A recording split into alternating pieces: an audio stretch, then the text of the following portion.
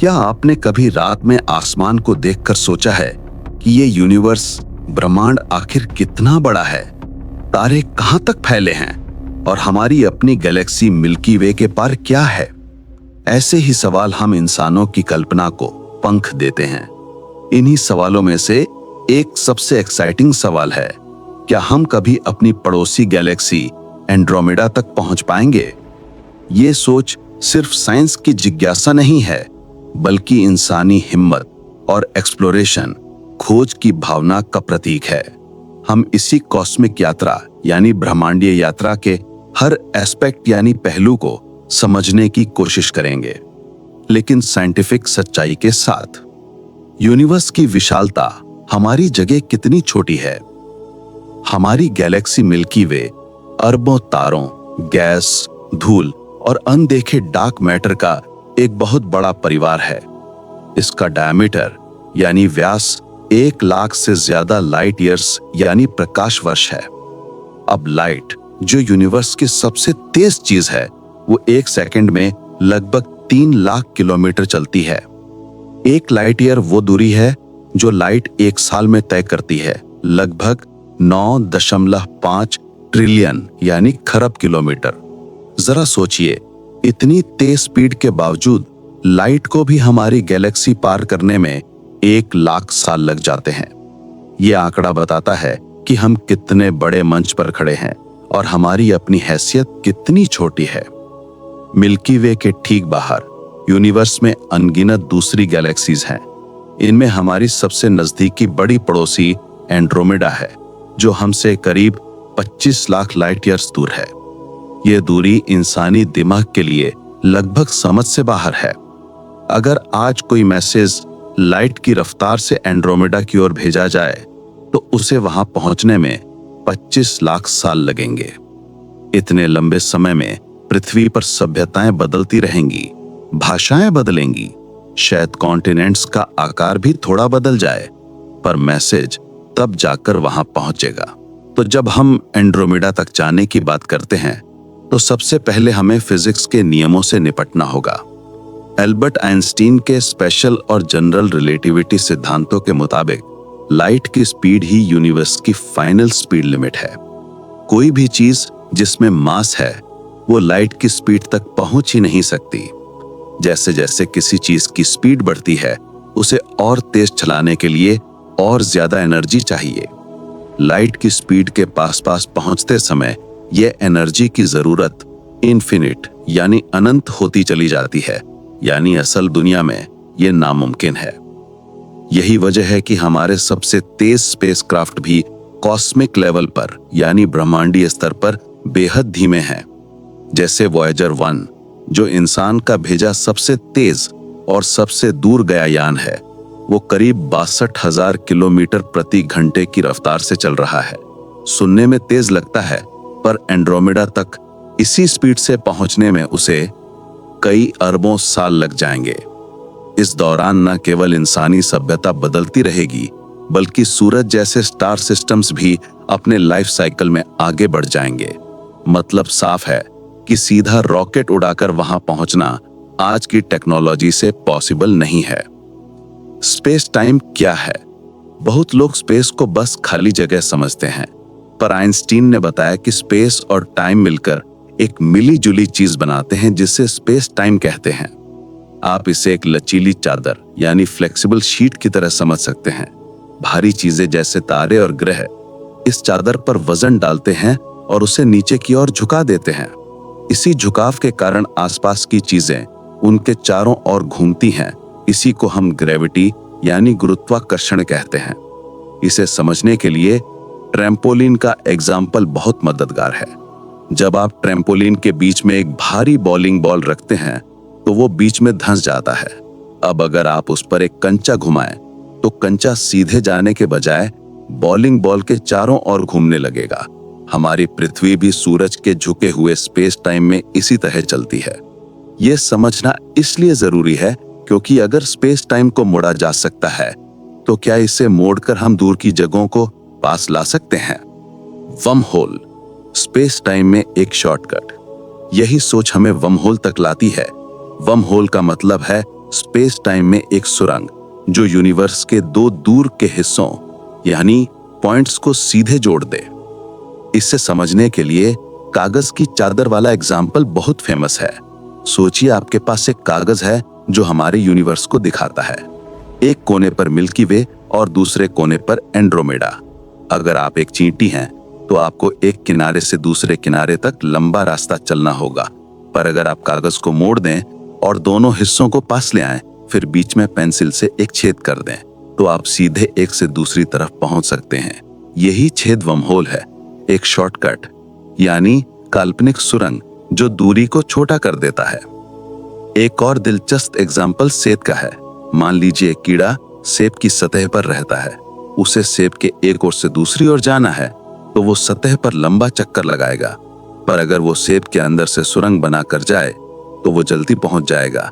ठीक इसी तरह अगर हमारा 3D यूनिवर्स किसी चौथे डायमेंशन में मुड़ा हुआ है तो दूर दूर की जगहें असल में किसी ऊंचे डायमेंशन में पास हो सकती हैं और वर्महोल उस पास के रास्ते का दरवाजा बन सकता है। क्या ब्लैक होल एक वर्महोल का दरवाजा है?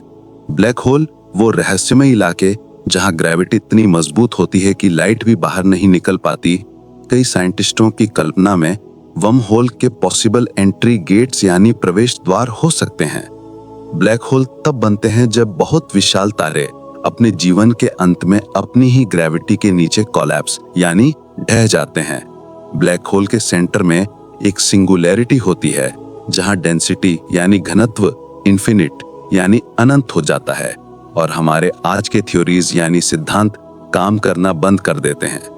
कुछ मैथमेटिकल सॉल्यूशंस यानी गणितीय समाधान बताते हैं कि यदि किसी प्रकार का वर्महोल मौजूद हो तो उसका एक सिरा ब्लैक होल जैसा दिखता है और दूसरा सिरा व्हाइट होल जैसा, जहां से चीजें केवल बाहर निकल सकती हैं।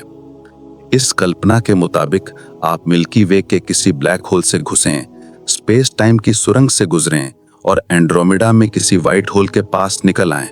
सुनने में ये किसी साइंस फिक्शन फिल्म जैसा लगता है और सच भी यही है कि फिलहाल ये आइडिया एक खूबसूरत कल्पना से ज्यादा कुछ नहीं है। असली बाधाएं, क्यों वर्महोल पर भरोसा मुश्किल है? सबसे बड़ा इशू वर्महोल की स्टेबिलिटी यानी स्थिरता है। रिलेटिविटी के कई सॉल्यूशंस के मुताबिक यदि वर्महोल बने भी तो वो तुरंत बंद हो जाते हैं। जैसे ही कोई पार्टिकल, यहां तक कि लाइट का फोटोन भी उसमें घुसने की कोशिश करता है, वर्महोल कोलैप्स यानी ढह सकता है। इसे खुला रखने के लिए ऐसी एनर्जी या मैटर चाहिए जो आम ग्रेविटी के उल्टा असर करे यानी ढकेले, खींचे नहीं।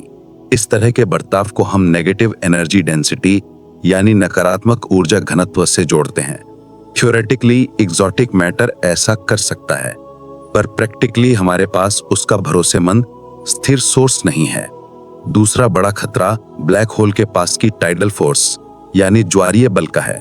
ब्लैक होल की ग्रेविटी में आपके पैरों और सिर पर लगने वाली खिंचाव शक्ति अलग अलग होती है। इस अंतर के कारण आपका शरीर या जहाज लंबा पतला खींचकर टूट सकता है। इसे मजाक में स्पैगेटिफिकेशन कहा जाता है, जैसे स्पैगेटी नूडल्स। यानी ब्लैक होल तक सुरक्षित पहुंचना ही बहुत बड़ी चुनौती है। वर्महोल में जिंदा पार करना तो उससे भी आगे की बात है। तीसरी प्रॉब्लम यह है कि यदि किसी तरह वर्महोल खुला रखा भी जाए तो उसे कंट्रोल यानी नियंत्रण में रखना, उसकी मंजिल तय करना और यात्रा के दौरान उस सुरंग को स्टेबल यानी स्थिर बनाए रखना बहुत ही मुश्किल प्रॉब्लम है। जरा सी भी डिस्टरबेंस यानी गड़बड़ी उसे अस्थिर कर सकती है और यूनिवर्स के रेडिएशन, पार्टिकल्स और ग्रेविटी वेव्स से भरे माहौल में जरा सी डिस्टरबेंस होना लगभग तय है। वार्प ड्राइव, स्पेस टाइम की लहर पर सवारी। वर्महोल के अलावा एक और कूल आइडिया है वार्प ड्राइव। इस आइडिया के मुताबिक आपका जहाज लाइट से तेज नहीं चलता। आप जहाज के आगे के स्पेस को सिकोड़ते हैं यानी कंप्रेस और पीछे के स्पेस को फैलाते हैं यानी एक्सपैंड। जहाज इस लहर पर सवार होकर, जैसे सर्फिंग, बहुत जल्दी दूर तक पहुंच सकता है, जबकि लोकल यानी स्थानीय रूप से वो अपने आसपास के स्पेस में नियम नहीं तोड़ता। ये कुछ वैसा ही है जैसे सर्फिंग, आप पानी में तेजी से नहीं तैरते, लहर आपको साथ लेकर आगे बढ़ती है। प्रॉब्लम फिर वही है कि ऐसा करने के लिए भी नेगेटिव एनर्जी या एक्सोटिक मैटर की बड़ी मात्रा चाहिए। शुरुआती थियरीज के मुताबिक एनर्जी की मांग इतनी विशाल थी कि वो किसी तारे की कुल एनर्जी से भी कई गुना बताई गई। बाद के सुधारों ने ये आंकड़ा घटाया, पर इसे प्रैक्टिकल यानी व्यवहारिक बनाना अब भी हमारी पकड़ से बहुत दूर है। साथ ही वार्प बबल के किनारों पर रेडिएशन और कॉजेलिटी यानी कारण कार्य संबंध की उलझनें भी सामने आती हैं, जैसे बबल के बाहर से अंदर इंफॉर्मेशन कैसे पहुंचाई जाए और बबल बनते बिगड़ते समय एनर्जी का क्या होगा। सीधी रफ्तार से नहीं तो क्या लंबी यात्रा संभव है? यदि ना वर्महोल और ना ही वार्प ड्राइव अभी पॉसिबल हैं, तो क्या धीरे धैर्य के साथ यात्रा का कोई तरीका है? साइंस फिक्शन में जनरेशन शिप का आइडिया आता है।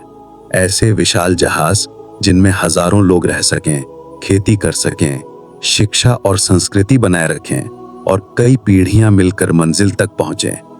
थ्योरेटिकली ये किसी नजदीकी तारे तक के लिए सोचा जा सकता है, जहां दूरी कुछ दर्जन या सैकड़ों लाइट ईयर्स हो, पर एंड्रोमेडा 25 लाख लाइट ईयर्स दूर है।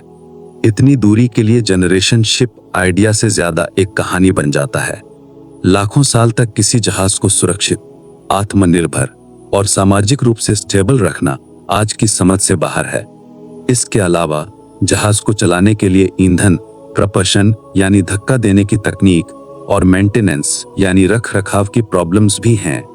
Ion drive, fusion drive, solar cell जैसी तकनीकें सोलर सिस्टम के अंदर और शायद नजदीकी तारों तक कुछ हद तक मददगार हो सकती हैं, पर गैलेक्सीज के बीच यहाँ तो एनर्जी, समय और सामान की मांग वो है जो मानवता की कल्पना से भी बहुत परे है। कम्युनिकेशन यानी संचार बनाम यात्रा, क्या बात पहुंच सकती है? जब यात्रा कठिन हो तो लोग कम्युनिकेशन यानी संचार की बात करते हैं। क्या हम एंड्रोमेडा से कांटेक्ट कर सकते हैं? थ्योरेटिकली हाँ। रेडियो सिग्नल्स लाइट की स्पीड से चलते हैं। अगर हम आज एंड्रोमेडा की दिशा में पावरफुल रेडियो मैसेज भेजें तो वो 25 लाख साल बाद वहां पहुंचेगा। जवाब आने में फिर 25 लाख साल और, यानी कुल 50 लाख साल। ये समय हमारी सभ्यता की किसी भी प्रैक्टिकल यानी व्यवहारिक योजना से परे है। इसलिए कम्युनिकेशन भी हमारी फौरी पहुंच से बाहर है।